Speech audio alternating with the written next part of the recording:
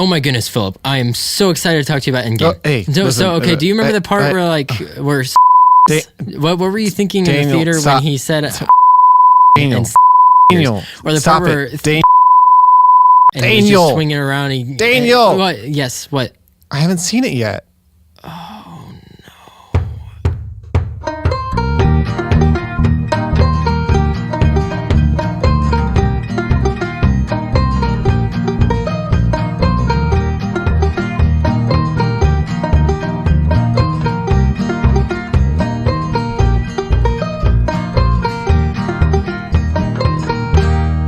Hello, I'm Daniel Cardiff. And I am Philip Osterday. This is Classic Countdown Conversations. It's a show where we count down the best and worst that media has to offer when we're in the mood. Yeah.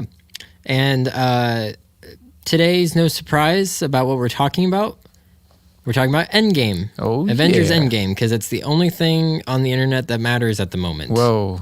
And today we're going to be counting down the top 10 best scenes from Endgame. So, spoiler alert, if you have not seen Avengers Endgame, do not continue to listen. Unless, of course, you don't care, then by all means, listen. Yeah. I mean, if you don't care, we don't care about you. Yep. And we're not gonna spend any time talking about our last episode with Corey and I, because I haven't listened to it all the way through, but I'm assuming we got a lot of stuff wrong. I listened to the whole thing when I edited it, and I think you did a medium job. Okay, we did a medium job. Medium job. Good C+ work right there. Okay, For all not right. seeing anything. Okay, well, that's all that we're going to discuss about our last episode. So before we get into our top 10 favorite scenes, we do have a couple honorable mentions. We do. Start us off, Philip. Here I go, Daniel. First one do the one on the bottom first. Waffle House?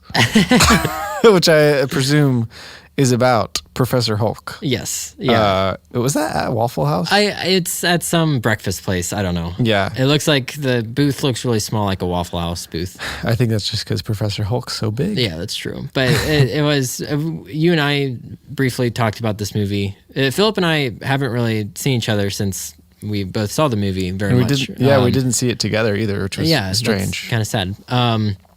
But you told me that Professor Hulk is like one of your favorite parts of the movie. Yeah, it's like, I was glad that they included it because I wasn't expecting it. Yeah, I wasn't either. And I think it's like a good evolution of the next version of Hulk. Yeah, I agree. If you go back and watch the Incredible Hulk movie, it's like completely implausible that this would become the outcome of their characters, but I liked it a lot. Yeah. And then he's like hilarious. He is really, yeah. And the first time I saw it, I was a little iffy on the CGI with him, but on repeat viewings, because I've seen it 3 times already. Yeah. It looks a lot better. How many days has it been since it came out? It came out Thursday night, so almost a week. Minus 2 days. Minus 2 days. So, but I thought the CGI worked a lot better in repeat viewings for whatever reason. For him and Thanos. Maybe your brain filled in the spots. Maybe that the animators forgot to. Yeah. Another honorable mention is anytime that Stark interacts with his daughter. So the scene where he figures out the time travel, the scene where he goes out to her little tent, the scene where he's kissing her goodnight. I Love You 3000. The I Love You 3000, the setup for that. Yeah. And then what's our other? With Nebula. Yeah. Just like that whole interaction at the beginning was real good. Yeah. I forget, they're playing like table football. Yeah. Or whatever that's called. Which I had just learned really that game like a couple months ago. Really? So I'm glad I got to be included in that. One thing I really appreciated about that scene was I've never cared too much for Nebula. She's fine. Yeah.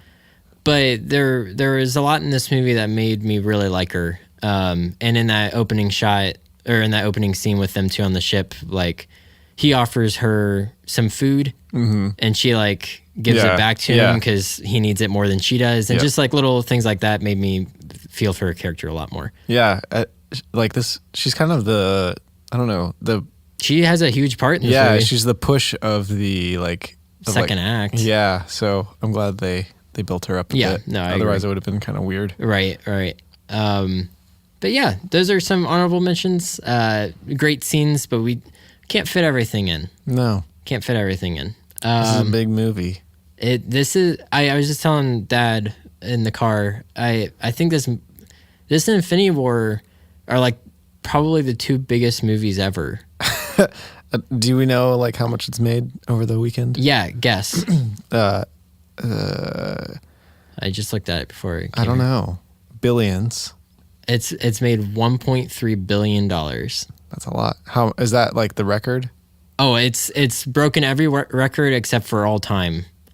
But Okay. it still has its entire theatrical run to do that. Yeah. So it has to beat out Avatar, which is at $2.7 billion. So You seem angry about that. I hate that Avatar holds the spot for highest. And here's the thing: if Endgame doesn't beat Avatar, I don't know what will. Yeah. So I'm really hoping that. Well, Endgame, Avatar 2 will. I don't think anyone cares anymore about the Avatar movies. Well, Americans don't. That's true. Everybody else does. That's Let's true. not talk about Avatar anymore. Yeah. Okay. Why? Let's just cut that part out because I don't want Avatar to be in our discussion of Endgame. Okay. First off, we have kind of a throwaway so that we can have the whole movie Pretty much. as a countdown. But finding the stones, that whole basically the second act of the movie. Yeah. So we've included the scene where they are figuring out at what points in time the stones they need to go back to get the stones. And then you got Captain America's cool speech that everybody loves. And then after that, we've basically just said the entire middle act. There's just so many good scenes in that middle act that if you don't like, because it seems like we always cheat on our number 10 spot. Yeah, I like to cheat. I do too. So if you don't want all these things in number 10 spot, you can choose which one you like the best. Choose your own adventure. So we got the setup and Cap's speech. To me, two of the funniest moments in the entire movie come in the setup scene where they're trying to figure out where at in time to go. Mm-hmm. Those two moments are when three actually. Ant-Man's sitting there and Captain America's like, all of us have had at least one interaction with one of the 6 Infinity Stones, and Ant-Man's like, I haven't, but I don't know what you guys are talking about. I don't remember that. That's funny. And then like a couple clips later, Ant-Man again is being stupid. Like Rocket's talking about what planet they need to go on. Yeah. And Ant-Man's like, a planet like in outer space? Yeah. And Rocket's like, oh, look, he's like a little puppy, so happy. And then he like starts patting him on the head. He's like, man. you want to come with me in the space, little puppy? And Paul Rudd is just like, starting to get embarrassed. He doesn't want to be treated that way.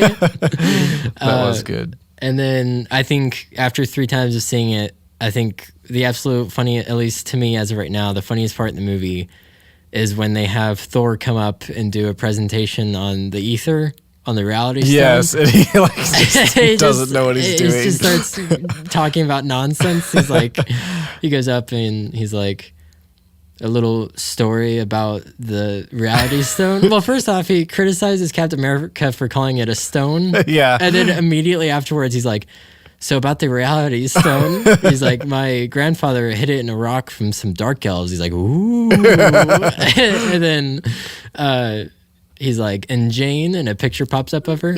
And he's like, there she is. And he's like, oh, Jane was an old flame of mine. I don't know, just that whole scene. And then Ant-Man is like kind of digging it. He's really into it because he doesn't know any of these stories. Yeah, that's great. And then Tony goes up and tries to get him to like walk away.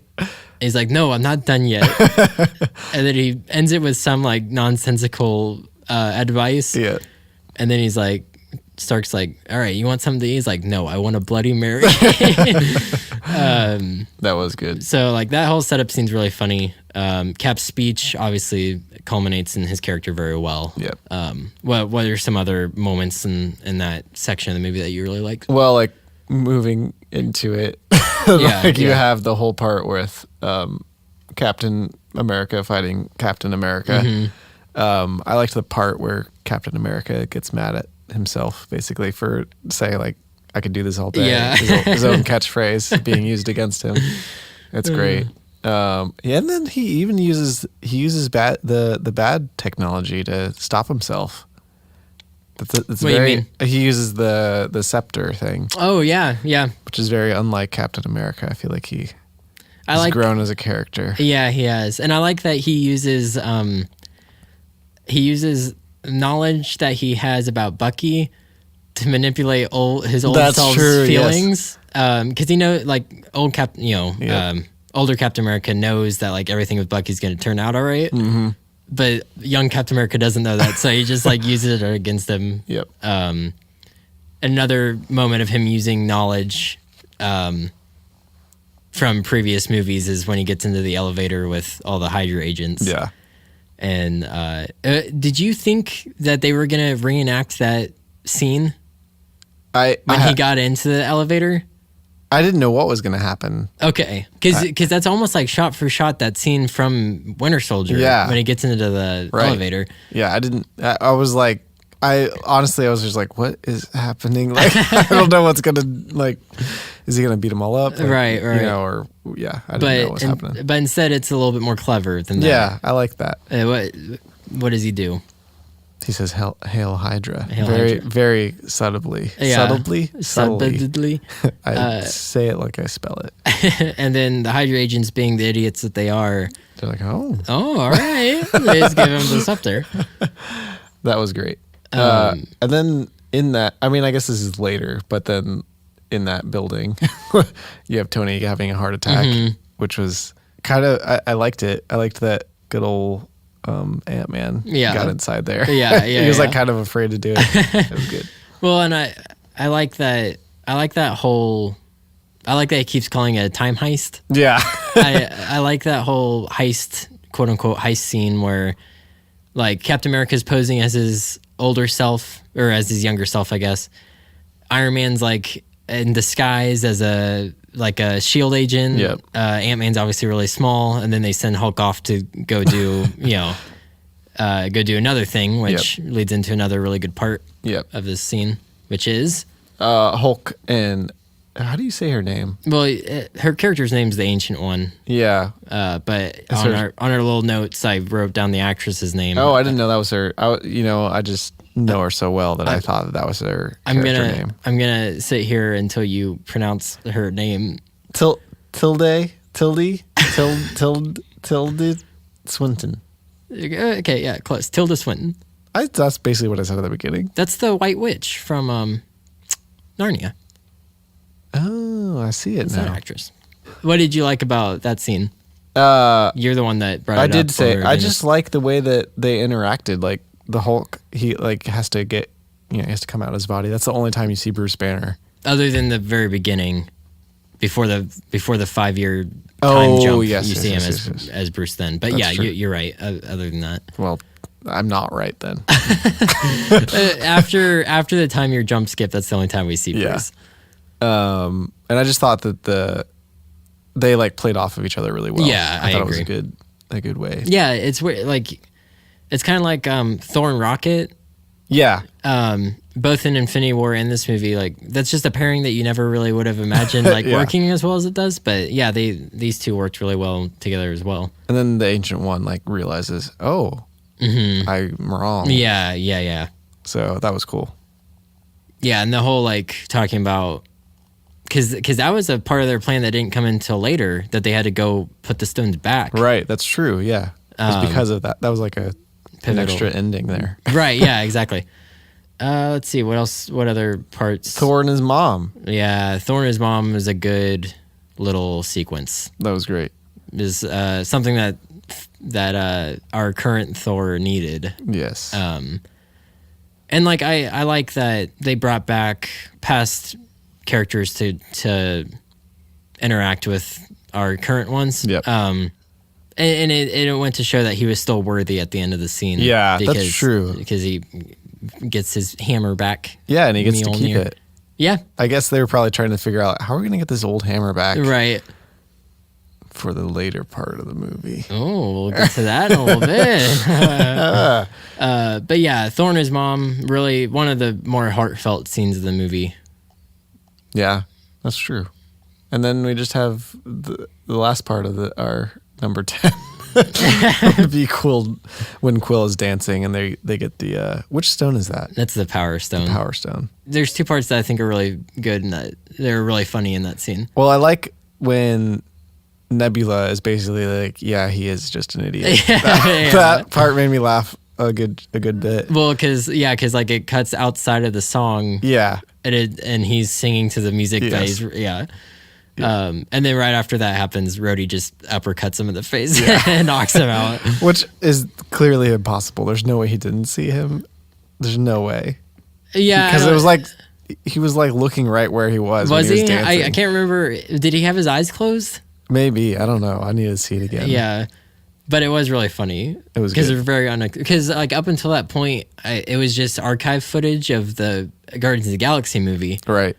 I was like, oh, they're just reusing old footage. But then they actually shot a scene where with him there, and he got knocked out by Rhodey. Yeah, it was good. And there's probably tons and tons other moments in that scene but yeah. Okay. Moving on to number 9, the As Guardians of the Galaxy. Yes. What did you're the one that brought up this? Yeah. scene. Well, I just thought that having Thor like kind of join their crew was just incredible. Yeah, it is. And like he's so like the interaction between him and Quill. Yeah, Quill. Quail. He calls him Quail. Quail, and just like, and then everybody else kind of egging them on. Yeah. Like, we were talking a little bit before we started recording. There's a part of me that wants all the 6 originals to be done because they all sign their names in the credits and whatnot. But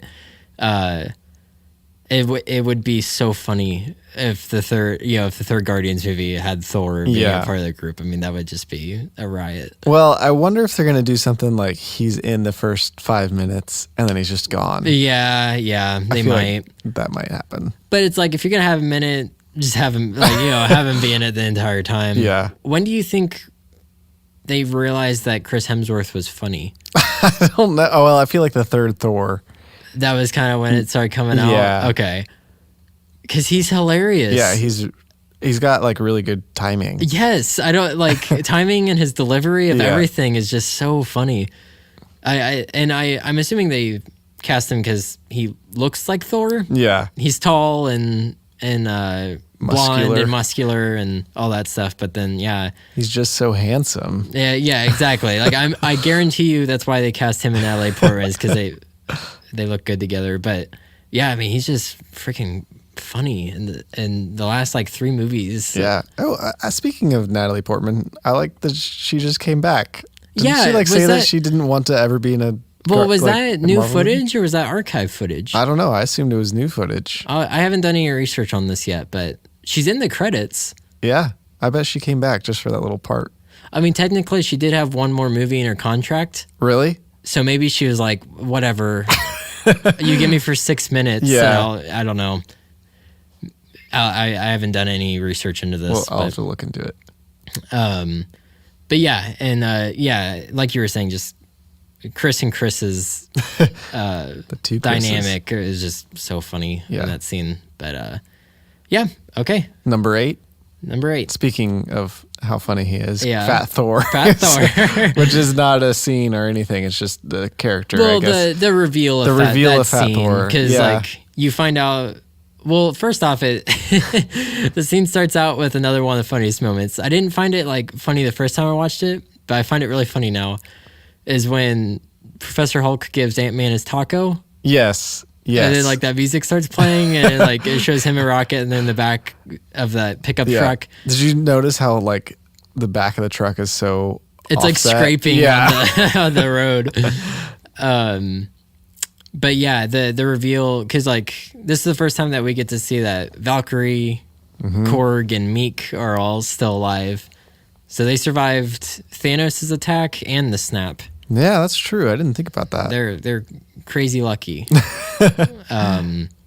But yeah, that whole scene. What do you have anything to say about that scene? Because No. I have one moment in the scene that I absolutely love. Well, the reveal of the Of yeah, go ahead. Fat Thor. Well, no. Oh. Of the whatever. The Fat Thor obviously was incredible. Yeah, but then the rock guy, whatever his name Korg. is, Korg. Yeah, like seeing them again, I was like, oh man, I love this. I like that they're back. Well, and they're playing like Fortnite. Yeah, Which I wonder if that's an inside joke because after Infinity War came out, Fortnite did a little deal with Disney. Oh, And Thanos was a playable character right. on there. So I wonder if that was a little like joke. I was like in my mind, I was like, this is so unrealistic because this is supposed to be 5 years later, Right. And it made me mad. But probably like at least half of all video game creators got snapped away. I guess So so. maybe no new video games have popped up.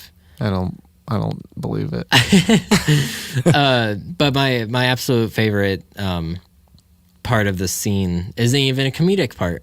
It's when Hulk brings up Thanos. Oh, and he says, "Don't Say that name." But Yeah. there's just a long shot of Thor, like he gets really serious and he's just kind of dazing off into space, and he like puts his hand on Hulk's chest and he's like, don't say that name in here. Yeah.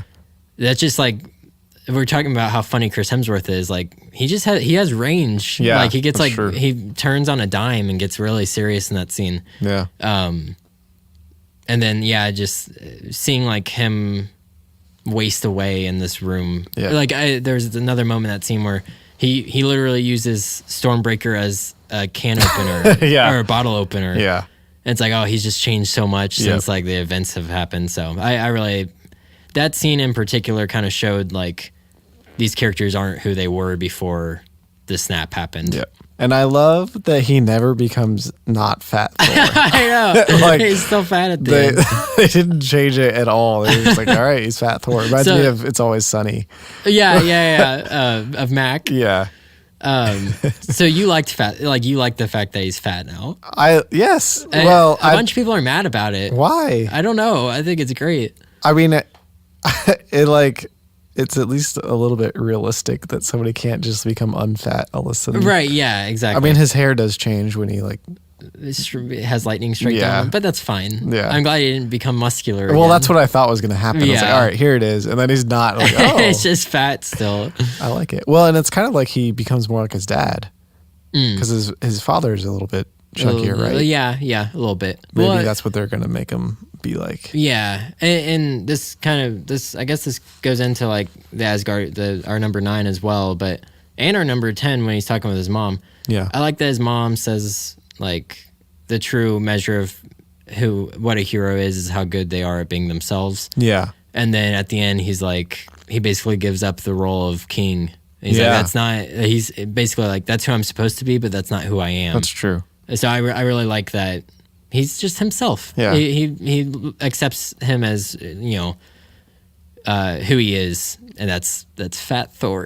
Is that anything like the comics? I don't know. There's so many different Yeah. storylines and stuff. I'm not entirely sure. But Yeah. I will say that like I was expecting him and kind of thinking that he would become king, like he would become who he was supposed to be. Yeah. And I was maybe a little bit disappointed, but like I don't feel like him not being king is like a bad choice. Yeah, It's no. just different than I was expecting. Exactly. I agree 100% with the thing that you just said. I'm glad. What's number 7? Number 7 is the 1970s scene. Yes. At number 7. Okay. We decided to kind of take this one away from the rest of this and one of our other choices away from the rest of the Finding the Stone scene, just because it has a little bit more going on in it, and that's Cap and Iron Man. Iron Man basically fails, and they don't get the time stone. Yeah. And They're then time heists. They're not good at it. Yeah, and even Ant-Man's like, you ruined the time heist.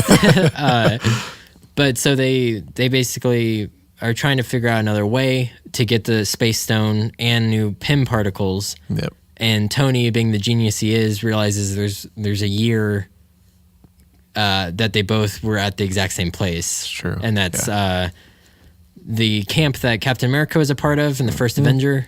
Not the first Avengers. The first Avenger. Yeah. They're at that camp, and it's the housing for the Tesseract, and Hank Pym is working there. Yep. So they risk maybe never coming back. They risk their last Pym particles to go back and get both more Pym particles and the Tesseract. Yep. And what was your favorite part of this?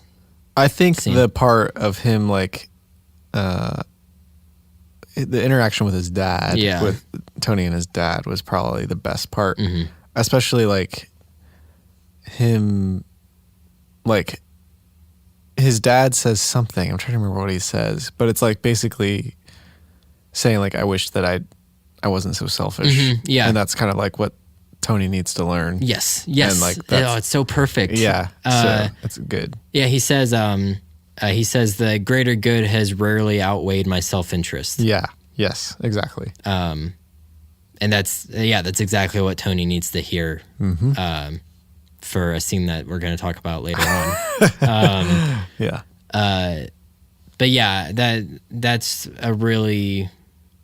was a part of Tony's character that I wasn't even thinking that they needed to have a resolution for. Yeah. Was the relationship between him and his father. That's true. But we got it, and it was great. Yep. I love that he inevitably, or not inevitably, he like uncontrollably hugs him. Yeah. Can't help he it. doesn't hug him back. And, we also get a little moment between Cap and Peggy. Yep. Where Philip thinks it's hilarious. He's like staring at her through the window, like 5 feet away from her. Not, even closer than that, even like a yard away.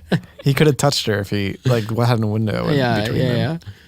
It was dumb, but I mean, it's movie magic, right? Yeah. And then, of course, another great part of the scene is we get Stan Lee's cameo. That's true, which was kind of like like probably the least like. I don't know, respectable version of Stan Lee we could have seen. Well, because what does he say again? I don't know. I don't remember what he says. Doesn't he curse? No, I think he says something like "make love, not war." Yeah, or something like that. He's a hippie in the 70s. Yeah. I don't know. I think it was funny. It was funny. I was just like, because of like the whole. If you listen to our last episode, Corey say like he wanted a 15-minute documentary. Right. It's like, well, nope, not that. Well, you know, it's funny actually. I was watching an interview with Kevin Feige, and he said they have behind-the-scenes footage of all the cameos that he shot. Oh, and they're wanting to do a little video about it. Oh, there it is. So Corey, you prophesied it. Whenever you hear this, I didn't tell you in person because I wanted you to find out our podcast. But yeah, great scene. I would say probably we could have put Thor and his mom up like around this scene as well. I think Thor and his mom and Stark and his dad, both those scenes are really like pivotal for those characters. This is like a weird. It's weird how much this movie's about family stuff. Mm-hmm. It's it's all over the whole thing. Yeah, no, much more than the Star Wars movies. That's true. Which are trying to. Have you ever seen those behind the scenes footage? Yeah, it's about family. Yeah, Carrie Fisher. Yeah, sure it is. This is though. Which leads into our next one very well. Yeah, that's true. Talking about family. What's number 6, Philip? The first scene, when Hawkeye loses his family. Is that the first scene or is it? Yeah, no. Okay. It just starts. Yeah. It's just like, oh, okay, I guess the movie is starting now. I thought that it was good in terms of like,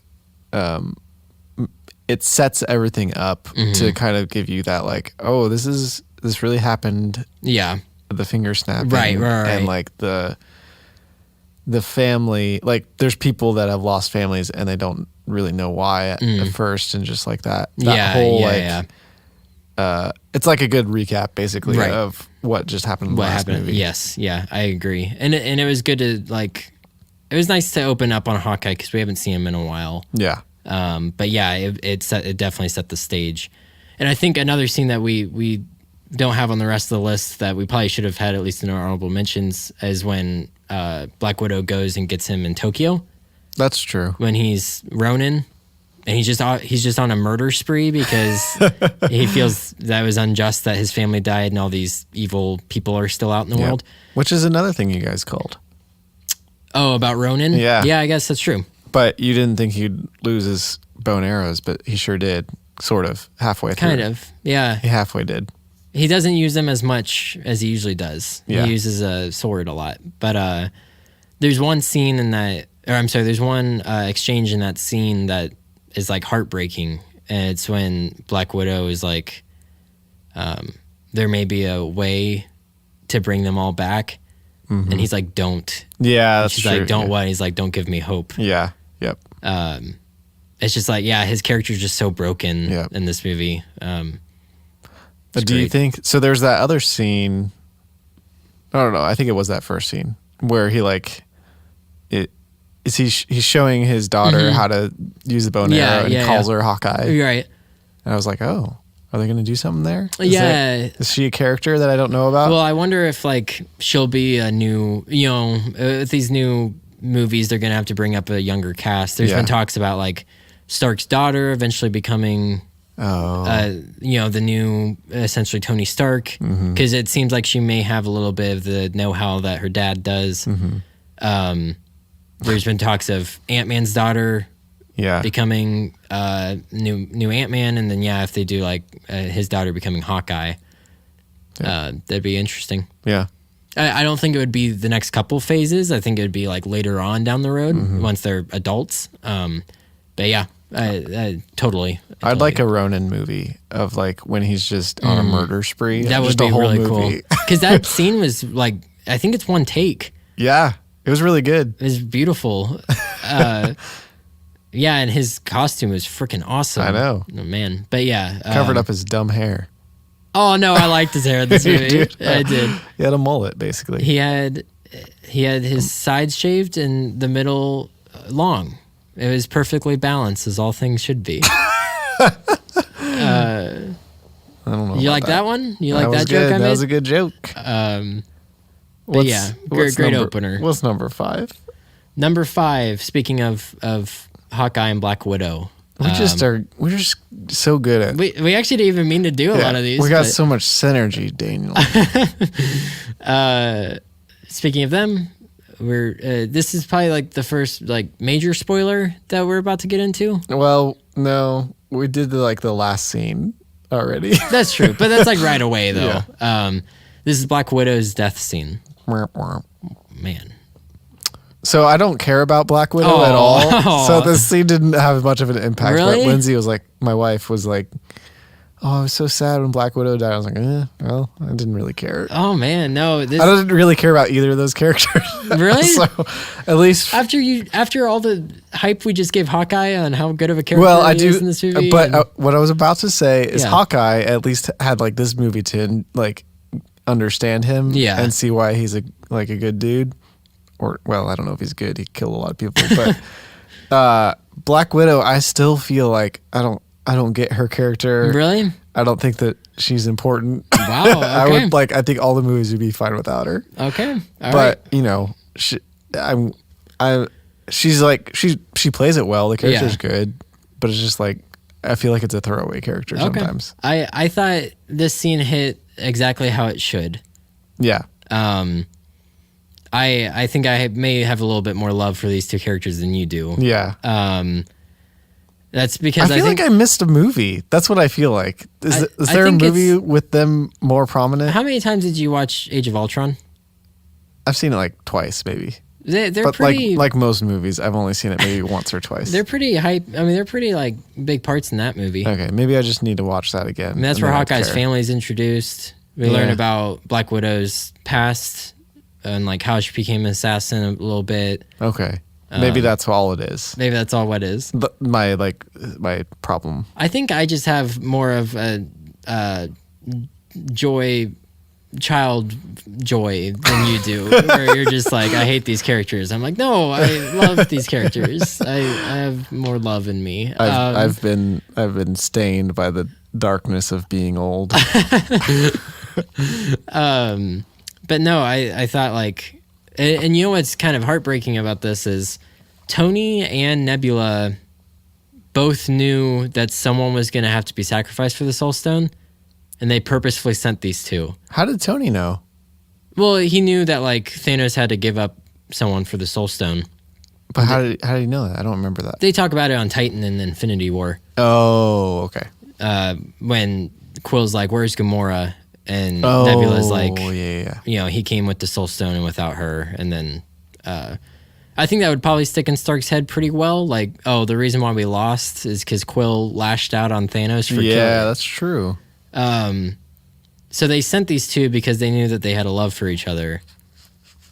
And I think that's pretty heartbreaking. That is pretty bad. And I liked in this movie that I would have been fine either way, but they kind of stepped away from the Natasha Bruce relationship and went back to the Clint and Natasha relationship. Yeah, it was the kind friendship. of like I was trying to figure that out. Like I guess they were just saying like, hey, these two are good buddies. Yeah, I mean they've been with each other for years. And so, but it kind of was like, whoa, are you like you guys digging on each No, other? Like I don't know no. how to feel about this. No, because in their dialogue, I don't like this infidelity. in this movie. No, because in their dialogue, you know, he was basically saying like, you know what I've done, you know what I've become, like basically saying I need to be the one to do this. Yeah.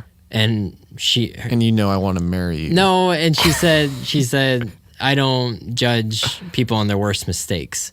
Mm-hmm. And she said just like you didn't.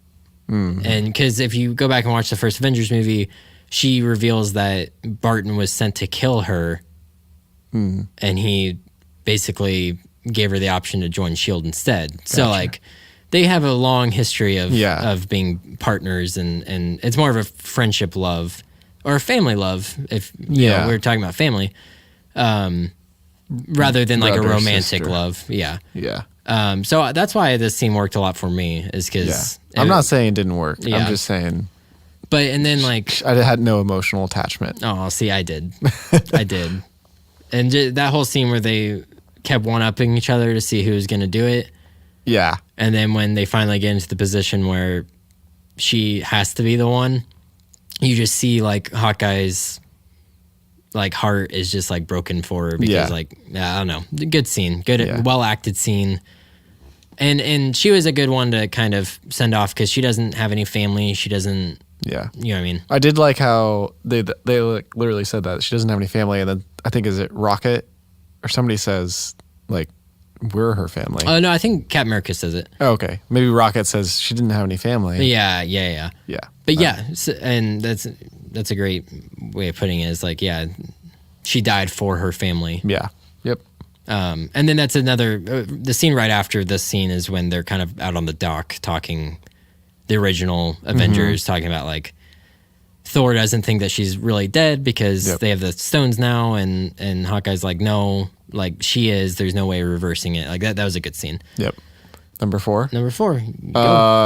Is when, well, let's just say it's the scene where Thanos dies, and he gets his head whacked off. Yeah. So it's like the third scene in the movie. Yeah. Thor finally goes for the head. Yeah. The setup and the payoff. It's great. And it happens within moments of the movie starting. So I saw it opening night at 6 p.m. and you know he's retired on his little farm. He's picking like these weird seed things, and he's making like a stew. And you can tell he's a lot more injured than he was at the end of Infinity War. It's because he's used the stones again to destroy the stones. But you don't know that yet. You don't know that yet. But he's like limping really bad. He looks like Two-Face because his whole like left side of his face is just burned. His arm is like withered away almost. I saw it and I was like, oh, I must have missed something in the last movie. Yeah, no, I know. You can tell at the end of the last one, he is burned a little bit on his left arm, but it's not to that extent. Okay. And you know, I was like, good for Thanos. He's happy now. He's just living his life. And he had like this little T-shirt on, and then as he sits down to eat, Captain Marvel plummets through his roof, holds him at bay. Mark Ruffalo comes in the Hulkbuster suit, holds him down, and Rhodey holds him down. And then Thor just comes in and cuts his arm off. Yep. And I was telling Philip the audience was all like, and I was like, whoa, because you imagine the entire plot of this movie being finding Thanos. Yeah, and it's not. It happens in the first 15 minutes, and I was like, oh, geez, like how is he gonna get the upper hand? Yep. And then a little bit of dialogue goes on. They realize that they can't just get the stones because he destroyed them. Yep. He apologizes to Nebula. And then he says, I am inevitable. He says, I am inevitable. He apologizes to Nebula, and then... it's weird. He actually said, I am inedible. Oh, like you can't eat him? Yeah, and everybody misheard him. Yeah. Inedible. Inedible. And then he said... And then Thor cuts his head off. And then I was like... I'm going to have some meat tonight. And if only he had heard Thor... If only Thor had heard him correctly, he wouldn't have eaten Thanos. That was a really weird scene. Was when they were all sitting around the campfire eating Thanos. Well, that's how Thor got so fat. I see. He's inedible, and it's it just sits in your tummy. But yeah, he cuts his head off. And everyone in the theater starts slow clapping because they don't know how to react to it. I was very confused. I was sad. I'll be honest. Too. I was like sad. Thanos. I like Infinity War Thanos and early Endgame Thanos a lot. I will say that's kind of like I kind of wish he would have had a better end. I mean, I think it's right the way that he died there. Yeah. Well, and again, like. Shout out to Red Letter Media. It subverts your expectations in a way that's satisfying. Yeah. That's not like, just like, I can't believe they just did that. Yeah. It's like, that's crazy that like they just killed him and he's just dead. It kind of like, it made sense still. It was subverting your expectation, but it still made sense. It helped the story along. Yeah. And then I think it's, Bruce Banner, he has the reaction that everyone in the theater has. He goes, what? After he cuts his head off. And then Rocket's like, what did you do? And Thor says the line. Yeah, I went for the head. And he walks out. And then we cut to black and a timestamp comes up that says 5 years later. Yeah, that was insane. Yeah, it started us... It's almost as if like... Because all the trailers, I went back and rewatched. I watched the trailers after I saw the movie. Mm-hmm. Like almost all the footage is from that early part of the movie. Yeah, there's like hardly anything of the rest, and there's the one scene where they're all walking together into the going to the time machine, basically. Right. That's it. But I was thinking, I was like, because even that could be like they're going up into space. Yeah. And I was trying to think of something comparable. I was like, that'd be like if in the Return of the Jedi trailer, if all the trailer was all of Jabba Palace footage, and then after that ends, then all the stuff with the Emperor and Darth Vader start, and you're like, wait, what? This wasn't part of the they kept this a secret. So it was really neat that they did that. But number 3, we're getting into really spoilery territory. The most spoilerly. Yeah. So number 3 is Old Man Cap. Old Man Captain America. So the world was false. Everyone thought that Cap was gonna die. He actually doesn't. He basically is dead. I mean, he's basically out of the movies now. He's not dead though. Yeah. I mean, he'll die soon probably because he's old. But there's still like such a good chance that they could like be like, all right, how do we do another 5-year contract? Right. And you do all the story. I know that's been missing for sure. So. Yeah, I mean that would be a fun thing to show him go back and take all the stones back. Yeah. Because he would run into the Red Skull. Yeah. Putting the Soul Stone back, but I want him to be done. I want this to be the end of Captain America. Do you think that Disney can? I think so. I don't know. I think so. I think that like once they did such a good job at ending the two main characters in this movie. I will be so upset if they don't stick to it. I think like in like probably in like 10 years they'll go back, they'll revisit it. I mean, something. but so we'll just talk about the scene a little bit. Yeah, sorry. No, it's fine. So Cap, after this is the last scene of the movie, the very last scene. Mm-hmm. So after everything, after the last battle, after the other scene that happens, after the after the Asgardians of the Galaxy, we get the scene where Cap, it's his mission to take all the stones back to the exact moment that they were stolen. Yep. So that alternate timelines don't start breaking apart. Mm-hmm. And he goes up and I think Bucky knows. Yeah, I couldn't quite understand. Like, I'm assuming that him and Bucky had a conversation where they're like, "Here's what's gonna happen." Yeah, because he's his best friend. Shield to Sam. And yeah, gotta stay back. I don't know. Either that or like he guessed it. Yeah, because he says, "I'm gonna miss you," and he wouldn't have said that because he's gonna come back in 5 seconds. That's true. So I think he meant like, "I'm gonna miss like fighting." Yeah, side by side with you. Yep. So he gets up onto the quantum realm thing, and actually, he takes Thor's hammer back with him. Then, so I don't think Thor has Mjolnir anymore. Oh, he might still have Stormbreaker, but I don't think he has Mjolnir. I guess maybe he gives it back because the other Thor wouldn't have it then. Right, exactly. So I think he has to. So he goes back. And 5 seconds later, Hulk tries to bring him back to the present, and he's not there. Yep. I thought it was. Did you think it was going to end there? I kind of expected that was going to happen. Actually. Okay. I kind of had the feeling like, okay, this is how he, gets to live the life that he wanted to live. Okay. All right. So explain the rest of the scene. What happens?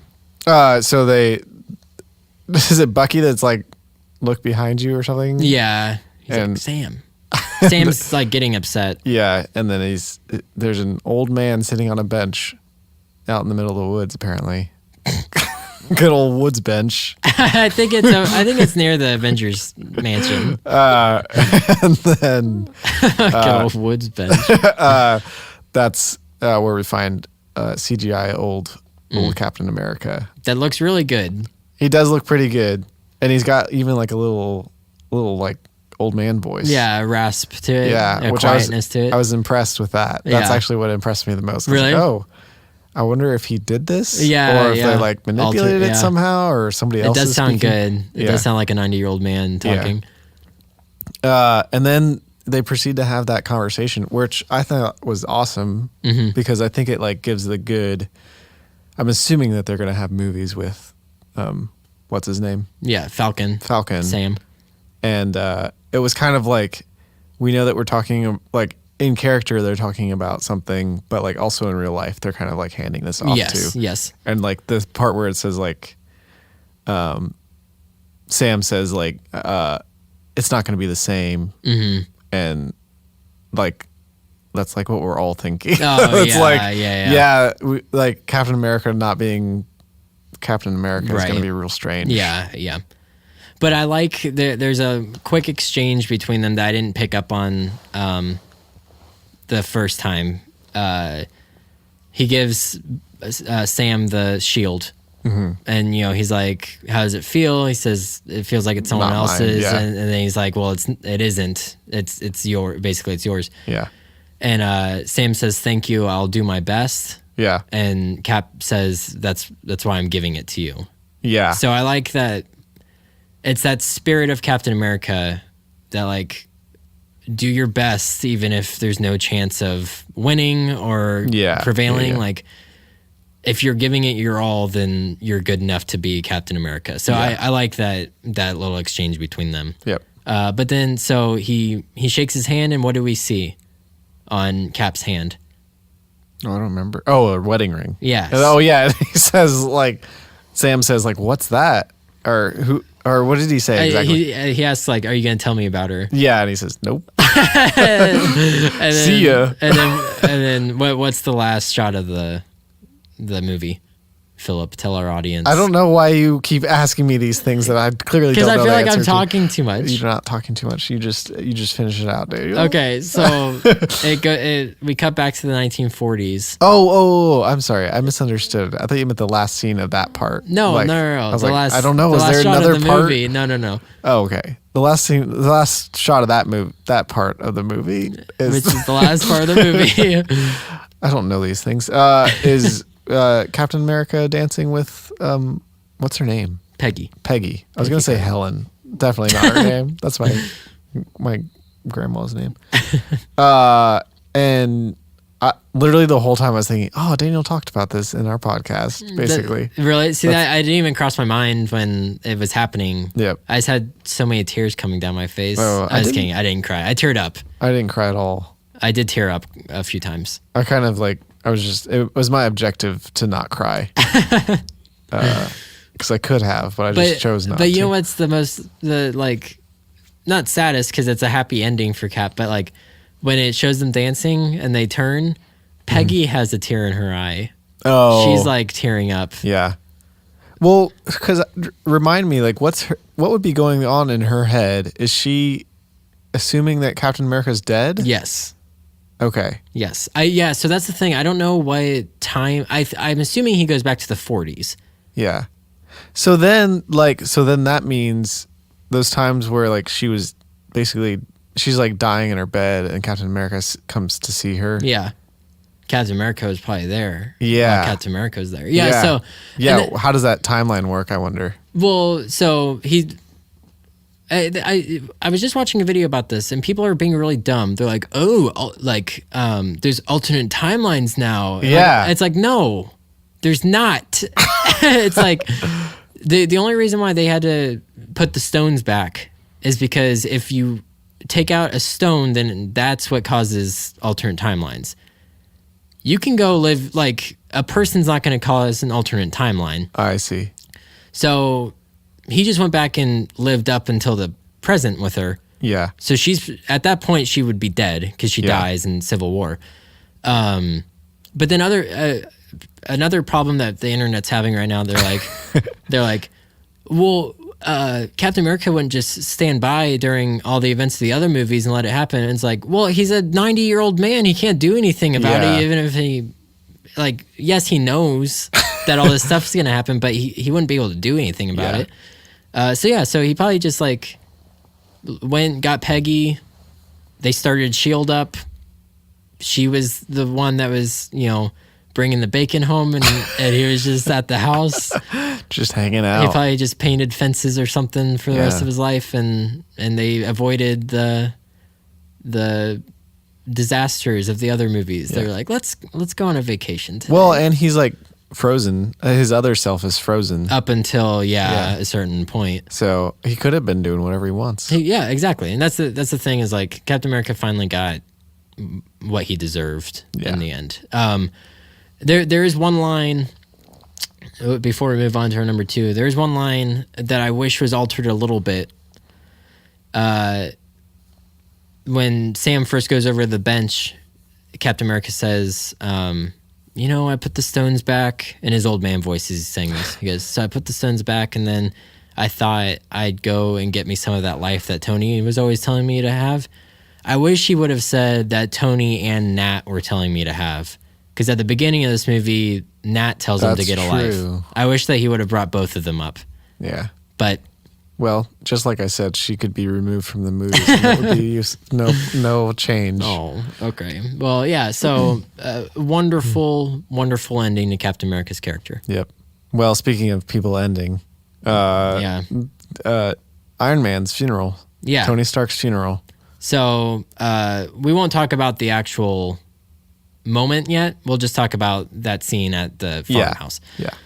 I liked the part where they push off his little chest piece and it says proof that Tony Stark has a heart. Yeah. I think that sums up everything about his character. Yes. Yeah. Like he finally, like, he was self-sacrificing for people, and now he's dead. Yeah. And so, like, it is proof. Yes. So I thought it was good. That tracking shot where it shows everyone. Uh-huh. I haven't done any research into this. I don't know if they were actually all there one day for filming, or if that's I don't know if that's CGI. I want to say they were all there. I feel like they probably were. That'd be great. It was probably the last day of shooting. That'd be awesome. How about that kid being in there? Apparently, I look like him. Oh. Dad leaned over to me today when we were in the movie, and he goes, "It looks just like you." And then back when Iron Man 3 came out, Krisha said that he looked like me. Wow, really? Yeah, so I guess I look like this kid. Oh. I didn't even know that he existed. I thought that it was like, I was like, is this Silver Surfer? Did Daniel get his wish? That's literally what I thought. Could you imagine if there were just like 10 random characters that like this was just their introduction to the universe? Nova and Adam Warlock and stuff like that. That'd be funny. No, immediately I was like, oh, there's the kid from Iron Man 3. Oh. And then everyone afterwards was like, who's that boy? That's the kid from Iron Man 3. Oh. I liked my version better. That was Silver Surfer. Yeah. But yeah, the part that really, and I got teary-eyed over it this time. I don't know why. Every single time I've seen this, I've gotten teary-eyed over different parts. But when it's showing like T'Challa back in Wakanda. It's showing Paul Rudd with Wasp and his daughter, and Tony's narration is going on. Yeah. And then it cuts, and it's a little hologram that he's recorded for them. And he's like, there might be an untimely death on my behalf. Yeah. And then I love this, just such a Tony Stark thing to say. He's like, but aren't all deaths untimely? And it's just like a little, bit of sarcasm. And then he's saying basically like, I'm saying goodbye just in case. And then he tells his daughter, "I love you 3000." Yep. And it's tough, and it got me today. It got you good? Yeah. Yeah. I mean, it was a good setup and a good payoff right there. It was. Because I thought they were done with that. No, yeah. And then they brought it back for the tears. And that's the last line we will ever get from Robert Downey Jr. as Tony Stark.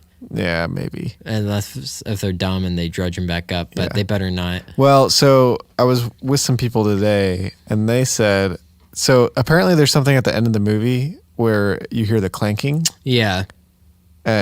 Somebody thought that was a sign that he's still alive. That's so dumb. No. I didn't say it to the end of the movie because I asked my wife, is there anything else? And she said no. No, what it sounds like, when he's building the first Iron Man suit? Right. It sounds like that. Right. So I think it was just a throwback to be like, hey, this is how far we've come. Yeah. It was just a throwback to the first Iron Man movie. I think people are reading into it too much. I don't know. That's so dumb. I don't want it to be true, certainly. Right. No, I think it was just like, hey, that was 11 years. That was our first year. That was our first movie. This is 11 years later. This should have been our last movie, but we got one more. And then probably a bunch more after that. Yeah. But no, I think he's dead. I hope he's dead. And then they have a fun little throwback to the very first Iron Man about the cheeseburgers. I didn't know that was a throwback. Apparently he likes burgers.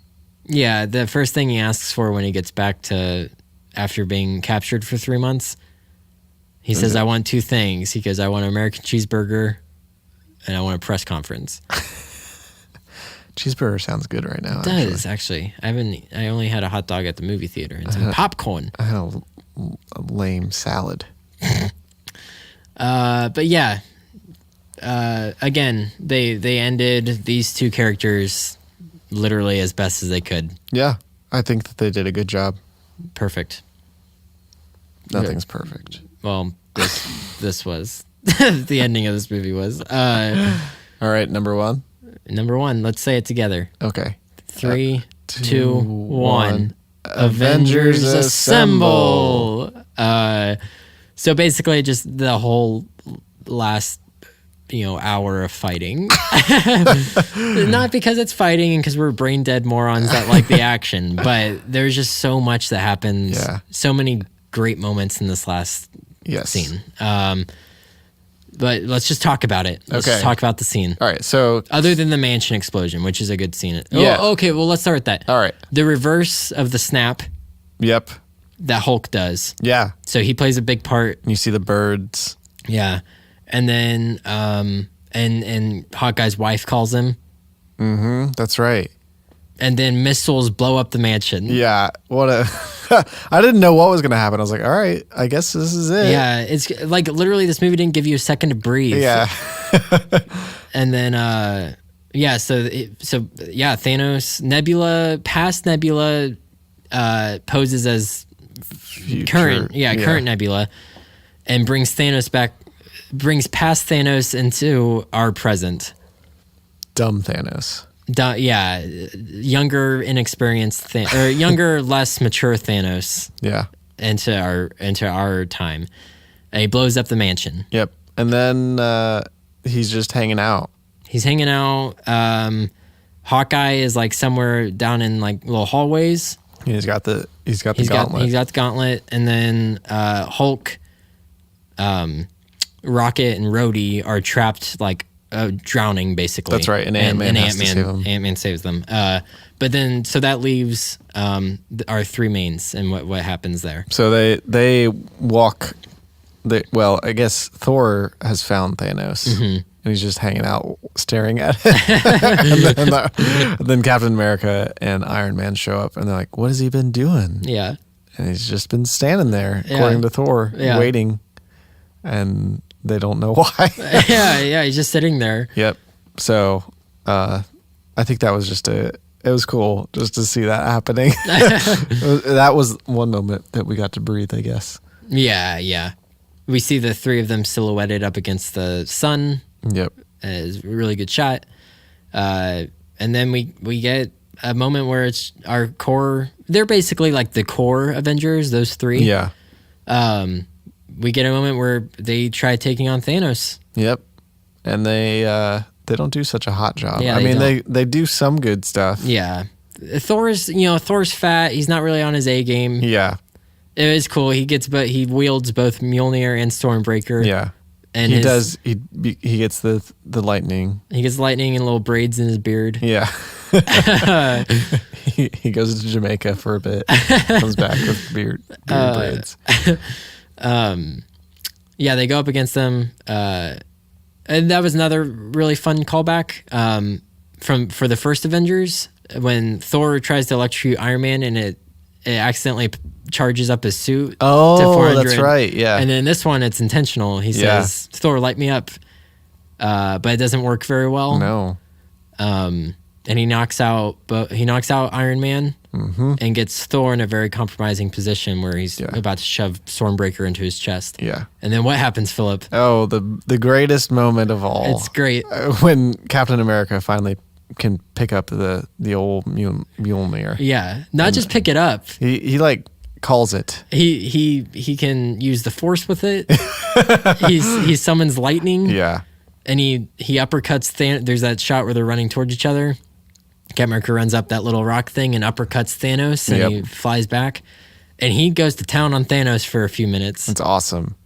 It's such a, there's the moment, I will talk about it for the rest of my life. There's the moment in Infinity War where Captain America is holding back Thanos' gauntlet. Yeah.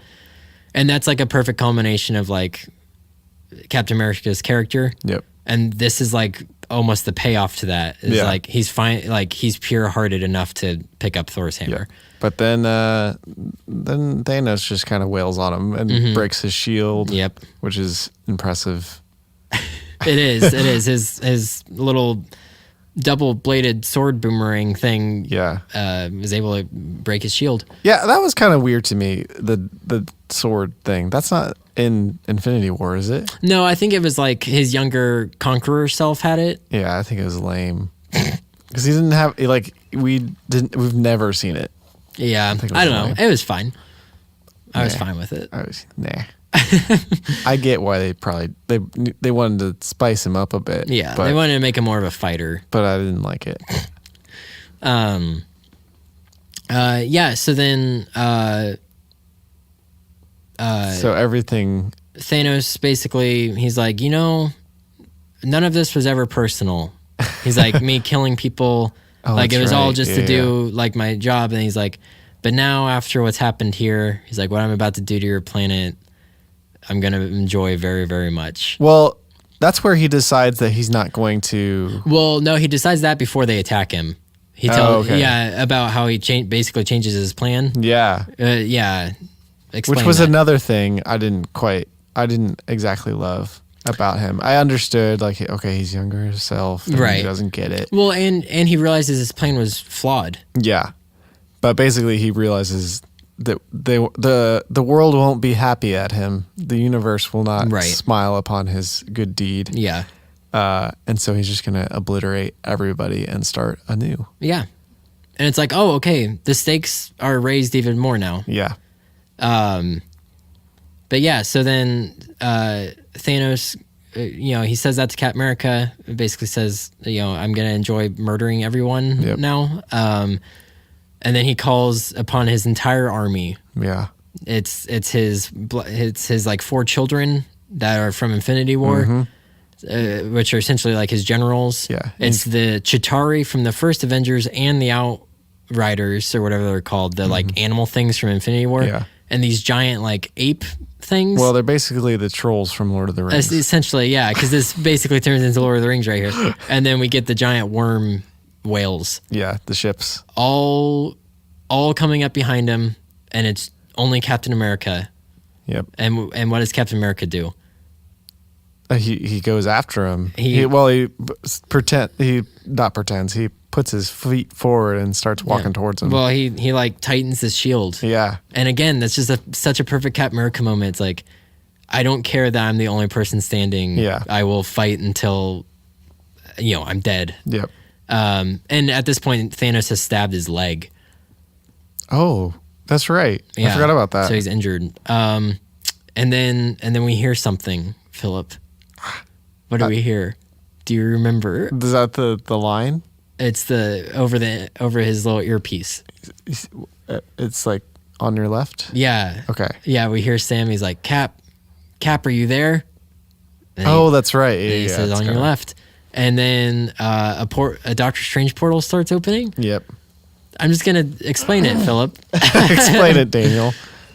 This podcast is just explaining Endgame. The portal starts opening up, and we see Black Panther and Okoye and his sister walk through. Which I didn't recognize them. I was like, who are these fools? Like, they just introduced new characters? Because it's like just their silhouette. I was like, what is going on? These are like alien things. No, I knew immediately what was going on. And I already told you this over text. I don't think you got the full force of it. When Captain America started using the hammer, I almost went into cardiac arrest because my heart was beating so fast. And then this starts happening, portals start opening, and then you see Black Panther, and you're like, you kind of almost forget that they reversed the snap. Yep. Because it doesn't give you a second to breathe in the movie, and you're like, oh, they're all back. Yeah. And then like hundreds of portals start opening. Yeah, up. it was great.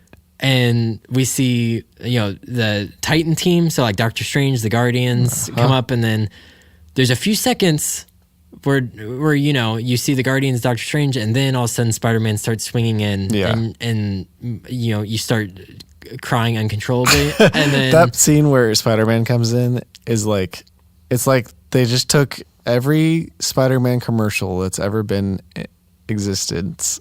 Like he just always swoops in from the top part of the screen and comes in through there. It's great. I was like, okay, there's classic Spider-Man moves. And then basically everyone who has ever been in these movies that has a superpower shows up. I was watching it today, and I realized that Yondu's men show up. Oh, Yondu. From Guardians of the Galaxy. Oh, really? Where are they? They walk through one of the portals. Oh, geez. And Howard the Duck is there.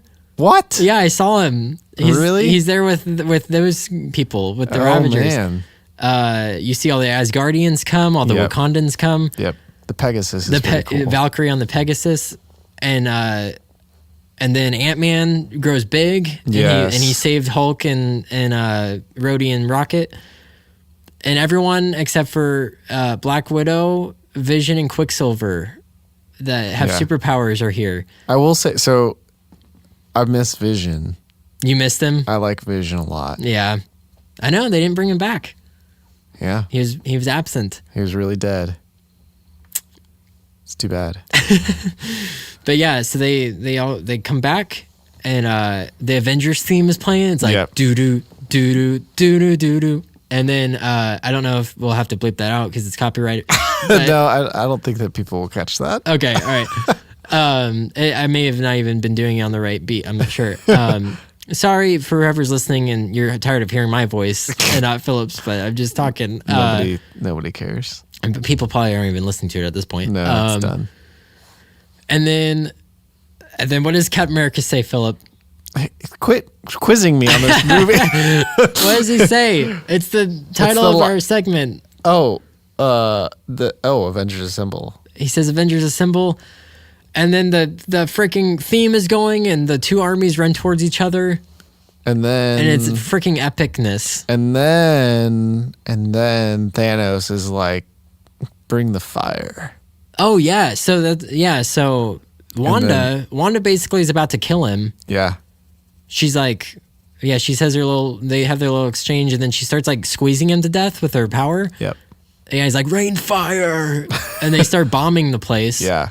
And the one reason why Captain Marvel should ever exist. Yeah, she comes in to save the day. Yeah, she explodes it all. Well, and to be fair, she doesn't win the battle. She explodes Thanos' ship. Yeah, the one that was bombing everything. Yeah. And then tries to fight Thanos and doesn't do such a hot job. She does all right. He headbutts her and it doesn't do anything to her. Which is cool. That was cool. But then he gets the Power Stone out of the gauntlet and punches her.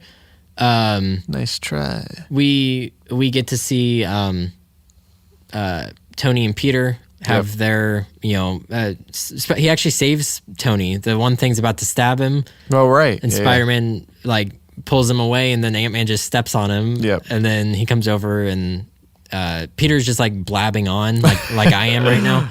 And then Tony hugs him. Yeah. I like that Peter is not battle ready. Yeah, I know. He doesn't know what to do. He's and then eventually he gets overwhelmed. Well, I like when he's activate instant kill. Yeah. And it just starts, I'm sorry, I just hit my mic. Yeah. And then Tony and what happens when Tony and Doctor Strange meet, Philip? He says, is this the one? Is this the one out of 14 million possibilities? Yeah. And Doctor Strange says, I don't care what you want to know. If you know, then you'll be ruined. And then that didn't make any sense. Then so then they keep fighting and Tony's like, well, that sucks. That was word for word what happened. Yeah, I don't know it why is. You say it doesn't make any sense. No, you got it. Pepper finally wears something that Tony got her. That's right. Or made for her. I'm trying to think. Okay. There's one shot. It's right after the Avengers Assemble moment. Uh-huh. It's that tracking shot down the line. Yes. And then he catches the hammer. He's like, assemble. Yeah. And they all start running towards each other. As soon as the two armies collide, you see there's Pepper and Rhodey are flying and rockets on Rhodey, I think.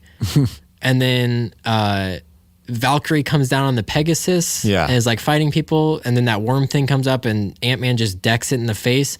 And I was just sitting there thinking, I was like, this universe has come so far. There's just so much weird stuff in it at this point. True. But it's awesome. It was just every gun that they had, in their arsenal, they're just just put it in the scene. It's gonna be awesome. Go ahead. I was just gonna say it's literally something out of a comic book. Yeah. Or something I would do with my toys. Yeah. Yeah. I bet the effects guys were so happy that they didn't have to make a new model for that ship. They're like, oh, I'll just take it from the other movie. Yeah. We can just animate it from that. Yeah, when he punches it. No, just in general, having that old ship from the first Avengers movie. Right. They didn't have to redo anything. But yeah, and then the battle ends with what, Philip? Well, it ends with Iron Man doing a cool little move where he removes all the stones from Thanos' gauntlet. How does that happen, Daniel? So, well, first off, he looks over at Strange. And and Strange holds up one finger. Yeah. Signifying. It's his middle finger. It is his middle finger. And he says, this is, whatever middle fingers signify. And then he holds up his pointer finger. And he says, basically saying, like, this is the one outcome where we win, Tony. Yep. Tony goes, I think what happens is because after Thanos tries snapping, and it's like, it doesn't work. He looks over and it's all empty. And then Iron Man holds up his fist and all the stones are like setting themselves into place. Yeah. So I think there must be something with the nanotechnology, like it's like magnets or something. You know what I mean? Like it, like he swiped them. Yeah, he swiped them essentially. Yeah. And then they all move up into place. But right before Thanos snaps, he says his line that he says earlier in the movie. He says, "I am inedible." No, he says, "I am inevitable," and he snaps, and it doesn't work. Tony gets all the stones, and then what does Tony say? I am Iron Man. He says, "I am Iron Man," and he snaps, and it disintegrates Thanos and his entire army. I like that Thanos. He got to. I thought for sure he was keeping Thanos alive. Oh. And he was going to live with all of his people being dead or something like that. No, he dies. I was like, oh, they did it. They didn't kill him. I love this. They didn't kill him. They sure did. Made me mad. I'm kind of glad. Like, I'm glad because this was such a huge 11 years of like building up Thanos. I'm glad that they're not keeping him around. There's no way that fans can be like, oh, Thanos can come back and no, like he's gone, he's dead. Both Thanoses, all the Thanoses, and we were right. I was right in my predictions. I said there were 4 options for who's gonna kill him, and I was right about 2 of them. There you go, Iron Man and Thor.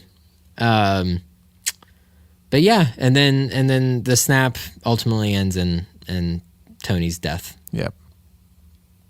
Away he goes. He gets some nasty radiation. Yeah. His eyes like all bloodshot. Yeah. And Spider-Man cries again. And then, yeah. What? Spider-Man doesn't know that Iron Man needs his wife. But you like get out of there. See, to me, I was like, Pepper, stop getting in the way of Spider-Man and Iron Man. Yeah, you freak. No, and that's a perfect line as well, is when Pepper says, "We'll be all right. Yeah, you can rest now." Yeah, that's because that's been a through line throughout all these movies, is that like Tony just can't rest. Yeah, because he saw what's out there in space, and he just doesn't feel safe. Yeah, and he destroyed that, and then he can rest finally. The end. It's great. The end game. It is the end game. But yeah, so that was I don't even know what that was. A discussion? All right. A recap? It was 10 things that made us recap the movie. Yeah, okay. Another good little scene that should have been honorable mentions is when Ant-Man shows up at the front gate. That's true. I'm surprised I thought we fit that in there somewhere. No, I guess that when the rat walks on the little thing. What did you think of that? I thought that was fine. Yeah, I thought it was funny. I'm sure some people were upset that that's like how he gets back. I think it's kind of funny. I thought it fits like with that universe of the Ant-Man movies. Yeah. No, there's been little memes going around that the rat is an Avenger now because he helped them out. That is awesome. True. I mean, if the rat hadn't done that nothing would have happened. Nothing would have happened. Yeah.